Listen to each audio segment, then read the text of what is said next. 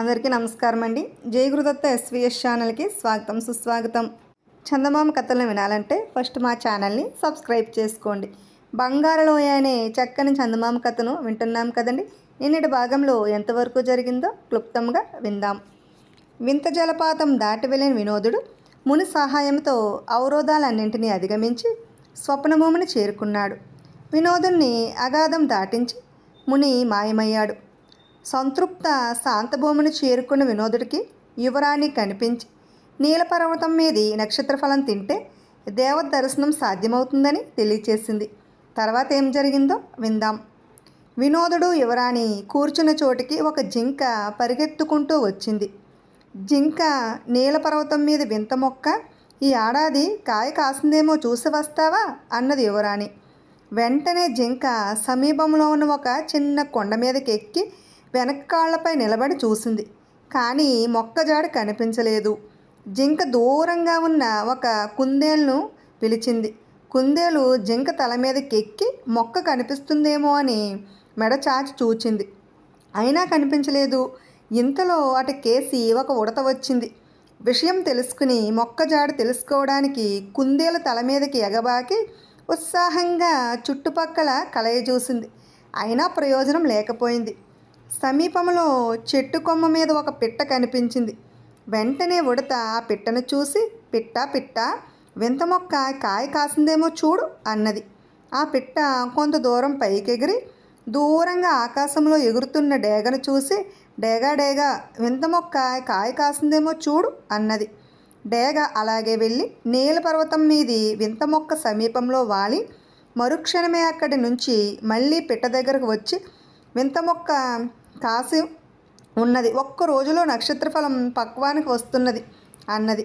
అద్భుతం, ఈరోజు నువ్వు ఇక్కడే గడిపి రేపు నక్షత్రఫలాన్ని తిని నీ ప్రయాణం కొనసాగించవచ్చు అన్నది యువరాణి.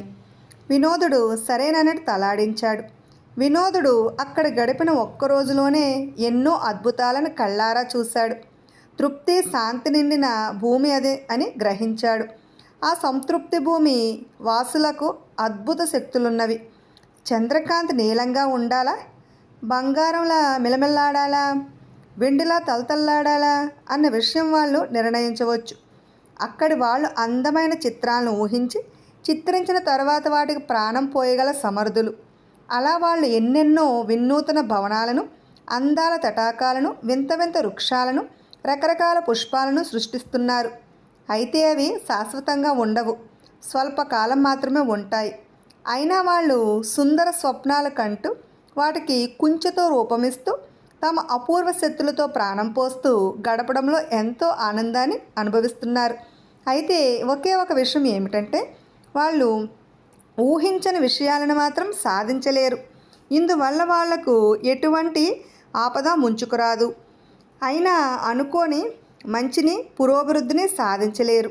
వాళ్ళకు ఒక విధంగా విశ్వాసం అంటే ఏమిటో కూడా తెలియదేమో అనిపించింది వినోదుడికి.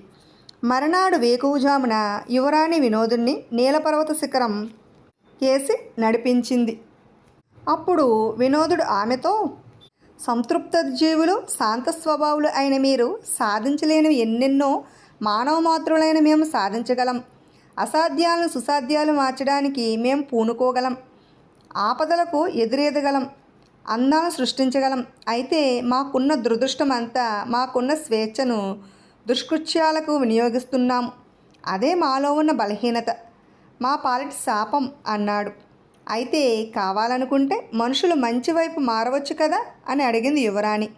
అనుకుంటే మారవచ్చు, అయితే అనుకోవాలి కదా. అలా అనుకునే నాదుడెవడు అని ముని అన్నట్టు మానవులు చాలామంది అజ్ఞానాన్నే ఆనందంగా భావించి తమ జీవితాలను వెళ్ళబుచ్చుతున్నారు అన్నాడు వినోదుడు. ఆ సమయంలో సూర్యోదయపు అవుతున్నది. ఆ ప్రాంతమంతా ప్రశాంత గంభీరంగా ఉన్నది. నీలపర్వత శిఖరం మీద ఉన్న వింత మొక్కకు ఒకే ఒక పండు వేలాడుతున్నది. ఆ పండు నక్షత్రంలాగా మెరుస్తున్నది.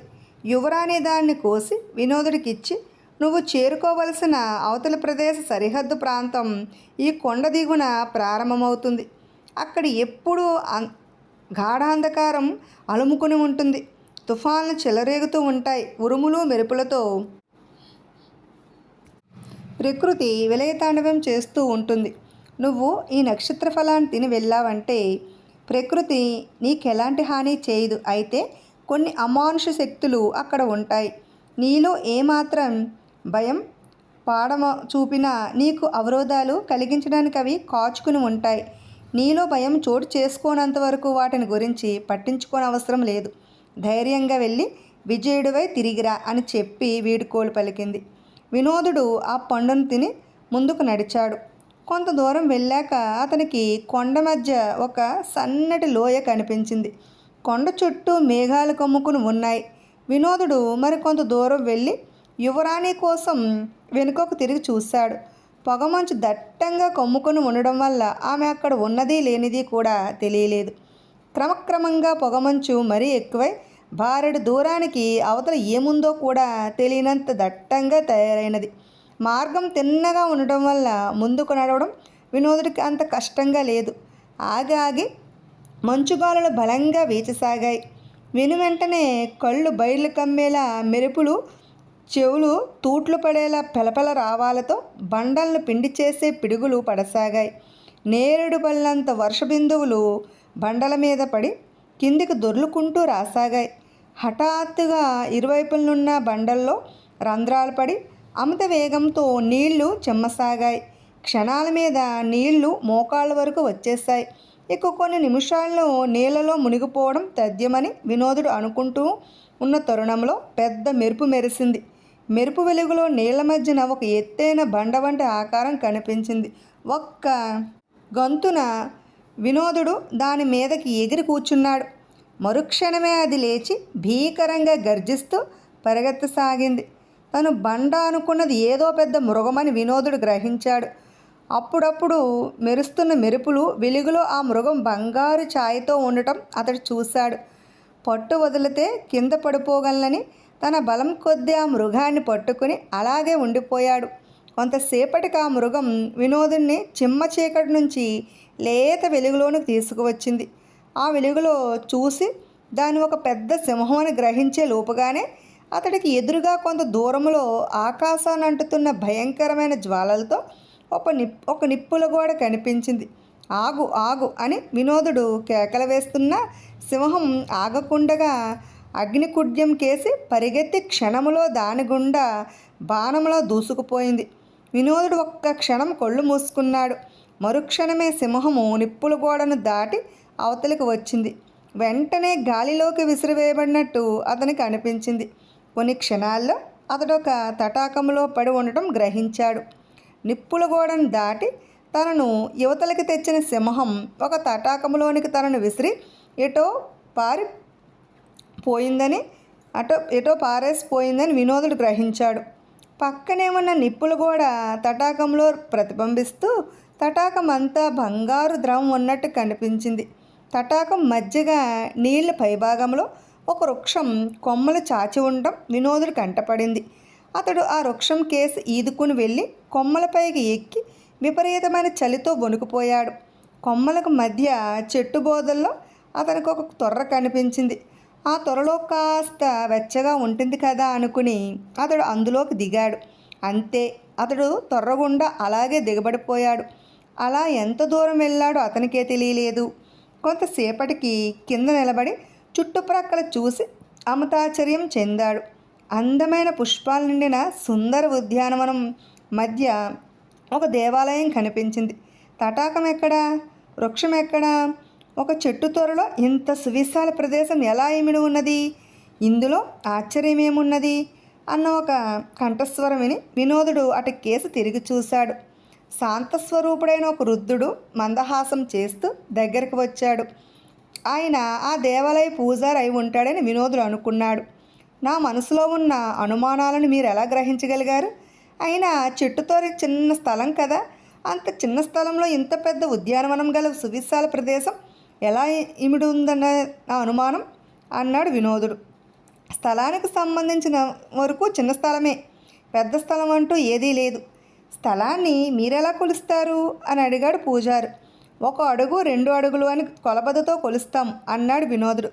అలా మీరు కొలిచేది కొలబద్దనే కానీ స్థలాన్ని కాదు.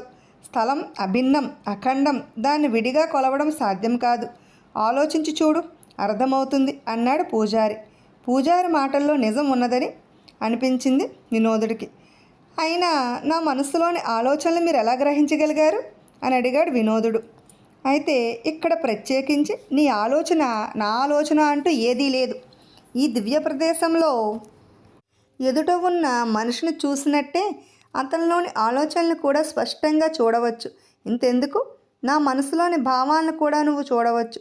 కావాలంటే ప్రయత్నించుడు అన్నాడు పూజారి. వినోదుడు పూజారి మనసులో ఏముండదో తెలుసుకోవాలన్న ఉద్దేశంతో ఆయన కేసు చూశాడు. ఆ క్షణమే ఆ వృద్ధ పూజారి మనసులో ఉన్న భావాలన్నీ వినోదుడికి తెలిసిపోయాయి. ఈ ఆలయంలోని దేవత దర్శనం కోసమే నేను ఇంత దూరం ప్రయాణం చేసి వచ్చానని మీరు నాకు తెలియజెప్పనున్నారు. నేను 3 వరాలు మాత్రమే కోరాలని చెప్పడానికి మీరు ఆశిస్తున్నారు, అంతే కదా అన్నాడు వినోదుడు. అవును, అయినా అది నీకు అంత సంతోషాన్ని కలిగించడం లేదు. ఎందుకంటే నువ్వు 4 వరాలు కోరుకోవాలన్న ఆశతో ఉన్నావు అన్నాడు వృద్ధ పూజారి. అవును, నిజమే అన్నాడు వినోదుడు. అయితే అది సాధ్యం కాదు. 3 వరాలే పరిమితం. ఈ సందర్భంలో నువ్వు ఒక విషయం గుర్తించాలి. సృష్టిలో ప్రతిదానికి ఒక పరిమితి అంటూ ఉంటుంది. ఆ పరిమితికి ఒక కారణము, న్యాయము ఉంటాయి. సింహం నిన్ను వీపు మీద మోస్తూ పరిగెత్తినప్పుడు నీ మదిలో కాస్త భయం మెదిలింది. అయినా సింహం అలా చేయకుండా ఉంటే నువ్వు నిప్పులు గోడను దాటి ఉండేవాడివా? అదే విధముగా చెట్టు త్వరలో దిగబడిపోయినప్పుడు నీలో నిస్పృహ కలిగింది. అయితే అలా దిగబడకుండా ఉంటే నువ్విక్కడికి చేరేవాడివైనా? ఆలోచించు అన్నాడు పూజారి. నిజమే అన్నట్టు వినోదుడు తలాడించాడు. క్రమంగా తూర్పు దిక్కు తెల్లవారసాగింది. కొంతసేపటికి బంగారు నీలిరంగుతో సూర్యకాంతి ఆ ప్రాంతానికి వింత శోభను సమకూర్చింది. ఇంతటి సుందరమైన ఉదయాన్ని నా జీవితంలో నేను ఎన్నడూ చూడలేదు. ఇప్పుడు నేను ఎక్కడున్నానో కూడా నాకు బోధపడడం లేదు అన్నాడు వినోదుడు అమితాశ్చర్యంతో. భౌతిక ప్రపంచానికి దాపుల్నే ఉన్నావు. అయితే ఇది భౌతిక ప్రపంచంలో భాగం కాదు. ఇక్కడ సూర్యుడు మీ భౌతిక ప్రపంచంలోలాగా కేవలం వెలుతురు వేడి మాత్రమే కాకుండా సర్వస్వాన్ని ప్రసాదిస్తాడు. చిత్తశుద్ధి కలిగి ఉంటే చాలు, సూర్యుడు నిన్ను జ్ఞాన సంపన్నుడిగా చేయగలడు అన్నాడు వృద్ధ పూజారి. మీరు సామాన్య పూజారులు కారు, పరమ యోగీశ్వరులు అన్నాడు వినోదుడు. వృద్ధ పూజారి చిన్నగా నవ్వి వినోదుని ఆలయం లోపలికి తీసుకుపోయాడు. దివ్య సుందర రూపంతో వెలుగొందే ఆ దేవత విగ్రహాన్ని చూడడంతో వినోదుడి కళ్ళ నుంచి ఆనంద బాష్పాలు రాలాయి. అతడు విగ్రహానికి సాష్టాంగ నమస్కారం చేసి మనసారా ప్రార్థించి మెల్లగా తల పైకెత్తి విగ్రహం కేసి చూశాడు. విగ్రహం పాదాల ముందు గుప్పెడు పుష్పాలున్నాయి. అతడు నమస్కరించడానికి ముందు అవి అక్కడ లేవు. ఆశ్చర్యపడకు నాయన, నీ ప్రార్థనలే పుష్పాలుగా మారి దేవత పాదాలపై పడ్డాయి. అసలు పువ్వులు ఎలా పూస్తాయనుకున్నావు? అందం కోసం, స్వచ్ఛత కోసం, శాంతి కోసం ప్రకృతి పడే తపనే పువ్వులుగా వికసిస్తున్నాయి. వాటి నుంచి ప్రేరణ, ఉత్తేజం పొందగలరనే భూప్రపంచంలో పువ్వులు పూస్తున్నాయి. మంచి కోసం, మాధుర్యం కోసం ఎవరైనా ప్రార్థించినట్టయితే ఈ లోకంలో శూన్యముల నుంచి పుష్పాలు పుట్టుకొస్తాయి అని వివరించాడు వృద్ధ పూజారి. వినోదుడు మౌనంగా భక్తితో చేతులు జోడించాడు. ఇక్కడ చాలాసేపు ఉండడం సాధ్యపడదు. త్వరగా దేవతను కోరవలసిన 3 వరాలు కోరుకో అన్నాడు పూజారి. వినోదుడు దేవతా విగ్రహానికి భక్తితో నమస్కరిస్తూ బంగారు లోయ రాజ్యంలో శిథిలాల మధ్య ఉన్న బంగారు విగ్రహానికి ప్రాణం ప్రసాదించు తల్లి అని ప్రార్థించాడు. వెంటనే తామర పువ్వు ఒకటి దేవత పీఠం మీద పడింది. నీ ప్రార్థన ఫలించింది. నీ వేలికి ఉన్న ఉంగరాన్ని తీసి ఆ బంగారు విగ్రహం వేలికి వెయ్యి, ప్రాణం వస్తుంది అన్నాడు పూజారి. ప్రాణాలు వచ్చిన ఆ స్త్రీని పెళ్ళాడాలన్న కోరికను 2వ వరంగా కోరాలన్న ఆశ వినోదుడి మనసులో మెదిలింది. అయినా ఆ ఆశను కాస్త పక్కకు నెట్టాడు. నవ్వలేని జ్ఞానభూమి యువరాజు అతనికి జ్ఞాపకం వచ్చాడు. మహామృగ భూమి వాసులు హాయిగా నవ్వే వరం ప్రసాదం తల్లి అన్నాడు వినోదుడు. దేవతా విగ్రహం చేతి నుంచి మరొక తామర పుష్పం పీఠం మీద పడింది. ఆ వరము సిద్ధించింది అన్నాడు పూజారు.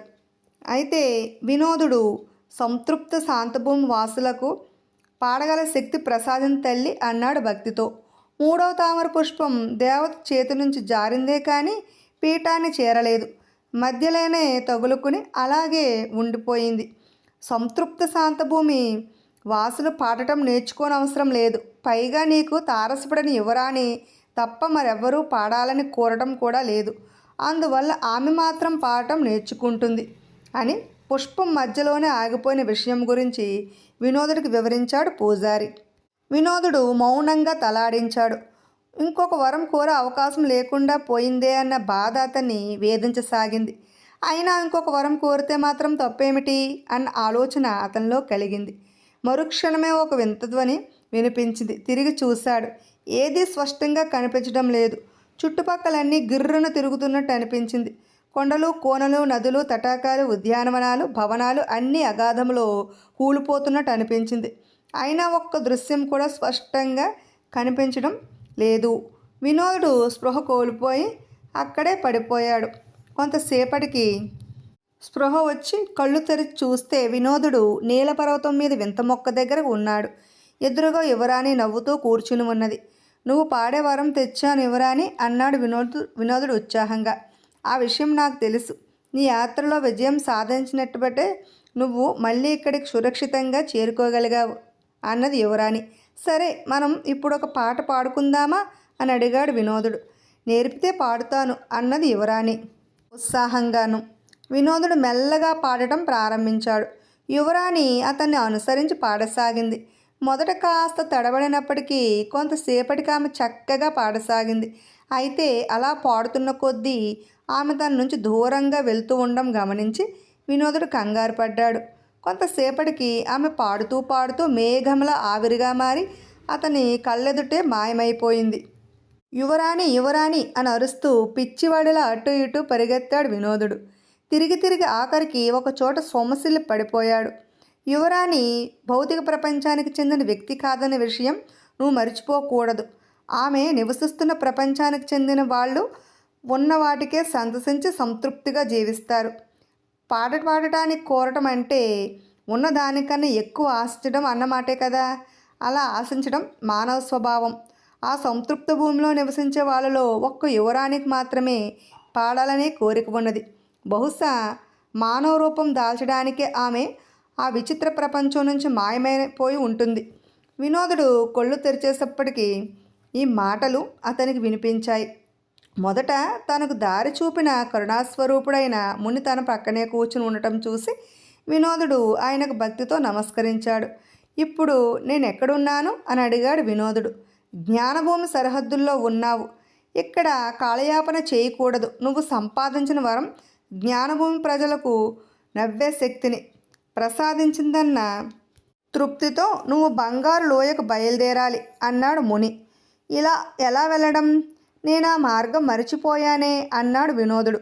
ముని చిన్నగా నవ్వి, ఒక చోట అదృశ్యమై మరొక చోట ప్రత్యక్షమయ్యే రహస్యం నీకు తెలుసునన్న విషయం కూడా నువ్వు మర్చిపోయావు. ఆ విద్య ఇప్పుడు నీకు ఉపయోగపడుతుంది. దాని సాయంతో నీ స్వస్థలం చేరుకోవచ్చు అన్నాడు. తర్వాత ముని దారి చూపగా వినోదుడు ఒక చిన్న కొండను ఎక్కాడు.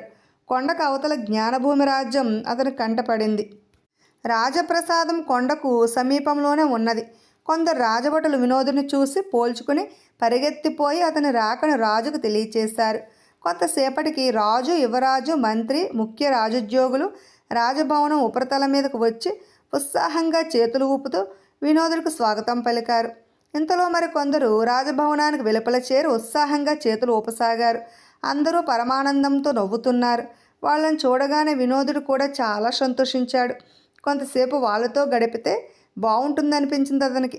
అయితే దూరాన్నించి ముని కాలాతీతమవుతున్నది, త్వరగా బంగారులో చేరుకో అని ఆదేశించడం వల్ల వినోదుడు మునికి నమస్కరించి ఆయన వద్ద సెలవు తీసుకుని బంగారు లోయ చేరుకోవాలని కోరుకుంటూ అక్కడే శక్తితరంగంగా మారి క్షణాల్లో మాయమైపోయాడు. కొంతసేపటికి అతడు బంగారు లోయ కొండల్లో ప్రత్యక్షమయ్యాడు. నిండు పున్నమి వెన్నెల్లో వింత జలపాతం మరింత శోభతో ప్రవహిస్తున్నది. అతని తల మీదుగా కోయిల కూస్తూ ఎగిరింది. ఆ కోయిల కూతకు అతని శరీరం జలధరించింది. వినోదుడు శిథిలాల మధ్య ఉన్న బంగారు విగ్రహాన్ని సమీపించాడు. తన వేలి ఉంగరం తీసి విగ్రహం వేలికి వేయగానే ఆ విగ్రహానికి ప్రాణం వస్తుంది. ఆ తర్వాత జరిగేదేమిటి? తను ఆమెను పెళ్ళాడాలని దేవత నుంచి వరం కోరలేదు కనుక ఆమెను పెళ్ళాడడం సాధ్యం కాదు. మరి దురాశాపరుడైన రాజు రాజు నుంచి ఆమె ఎలా తప్పించుకోగలదు? ఇలా కొంతసేపు ఆలోచించి ముందుగా విగ్రహాన్ని ప్రాణంతో చూద్దాం, ఆ తర్వాత జరిగేది జరగని అనుకుని వినోదుడు తన వేలి ఉంగరం తీసి ఆ విగ్రహం చేతివేలికి పెట్టాడు. ఆ క్షణమే మెరుపు మెరిసినట్టు అయ్యింది.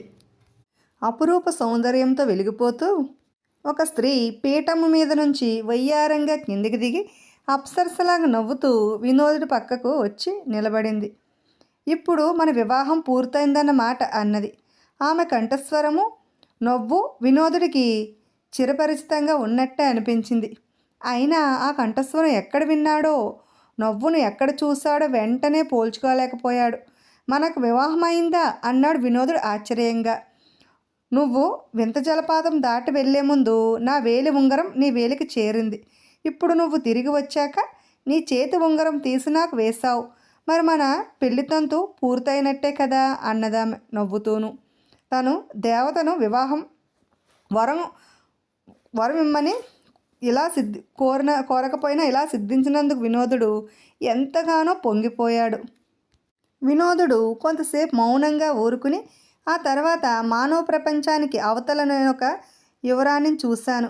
నువ్వు ముమ్మొత్తులా ఆమెలానే ఉన్నావు అన్నాడు.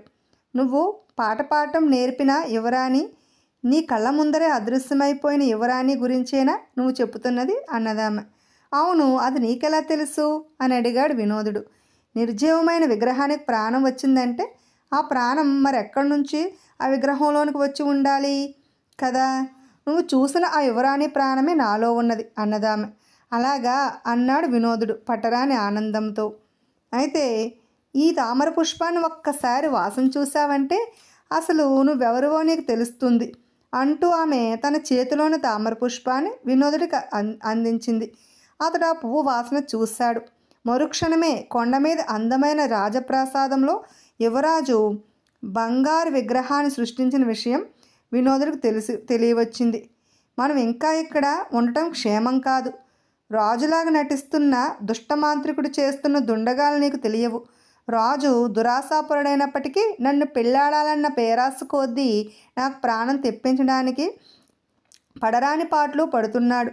అయితే దుర్మార్గుడైన ఈ మాంత్రికుడు బంగారం కోసం విగ్రహాన్ని పెకలించి కరిగించడానికి పథకం వేస్తాడు. అతని భటులు కొంతసేపట్లో ఇక్కడికి రాగలరు అన్నది యువరాణి. వినోదుడు యువరాణి కొంతసేపటికి ఎత్తైన కొండ శిఖరాన్ని చేరుకున్నారు. అప్పుడప్పుడే చీకటిని దూరం చేస్తూ సూర్యుడు ఉదయిస్తున్నాడు. ఎంత అందంగా ఉన్నది భూప్రపంచం అన్నది యువరాణి. నిజంగానా అంటూ వినోదుడు ఇంకా ఏదో చెప్పబోయే అంతలో కొండ దిగున ఏదో కలకలం వినిపించింది. ఇద్దరు అటు కేసు చూశారు.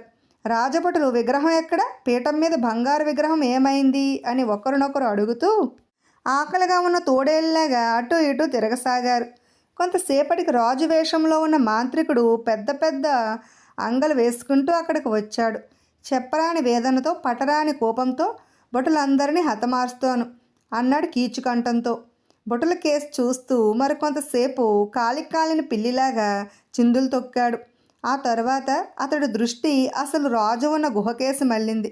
తాను మోసంతో రాజును బంధించిన విషయం ఇంతవరకు ఎవరికీ తెలియదన్న సంగతి కూడా మరిచిపోయి వాడే రాజే ఆ విగ్రహాన్ని దొంగిలించి ఉంటాడు అని అరిచాడు. వాడి మాటలు విని అక్కడికి వచ్చిన మంత్రి మహాజ్ఞానులు దిగ్భ్రాంతి చెందారు. వాడు భటులను వెంట పెట్టుకుని గుహలోపలికి వెళ్ళి అందులో ఉన్న గోడను పగలగొట్టమని ఆజ్ఞాపించాడు. భటులు నిమిషాల్లో గోడను పగలగొట్టి అవతల ఉన్న రాజును బయటకు తీసుకువచ్చారు. రాజు చిక్కి శల్యమై చింపిరిగడ్డంతో దెయ్యవలాగున్నాడు. ఆయన ఒక్క గొంతున ముందుకు దూకి ఎవరు ఊహించిన విధంగా రాజవేషంలో ఉన్న మాంత్రికుడి నడుముకు వేలాడుతున్న వరలోని కత్తిని లాక్కుని వికటట్టహాసం చేస్తూ మాంత్రికుడు తలను నరికేశాడు. రాజు వేషంలో ఉన్న మాంత్రికుడు అంగరక్షకులు రాజు కేసి రాసాగారు. అయితే అసలు రాజు కంఠస్వరం గుర్తుపట్టి అలాగే నిలబడిపోయారు. రాజు మంత్రిని మహాజ్ఞానులను పేరు పేరున పిలిచి వెళ్ళండి, మీ ఇళ్లకు వెళ్ళి వెంటనే నాకు రుచికరమైన ఆహారం తీసుకురండి అని ఆజ్ఞాపించాడు. కంఠస్వరాన్ని మనస్తత్వాన్ని బట్టి ఆకలిగా ఉన్న గుడ్లగోబులా ఉన్నప్పటికీ ఆయనే తమ రాజని రాజుద్యోగులు గుర్తించారు. తమ ఎదుట రక్తంలో పడి ఉన్న మాంత్రికుడి శవాన్ని ప్రతి ఒక్కరూ కాలుతో తన్నసాగారు. అలా తన్నేందుకు వీలుగా వాళ్ళని వరుస క్రమంలో పంపడానికి ముఖ్యమంత్రి నానాయాతలను పడసాగాడు. నిష్ప్రయోజనమైన ఆ దుర్మార్గుడి శవాన్ని తనడం కన్నా బంగారాన్ని తన్నండిరా మూర్ఖులారా అని అరిచాడు రాజు. అందరూ రాజు కేసి ఆశ్చర్యంగా చూశారు. బంగారు విగ్రహం పీఠానికి అడుగున ఉన్న బండ కింద బంగారు ద్రవం నిండిన పెద్ద తటాక ఉన్నది.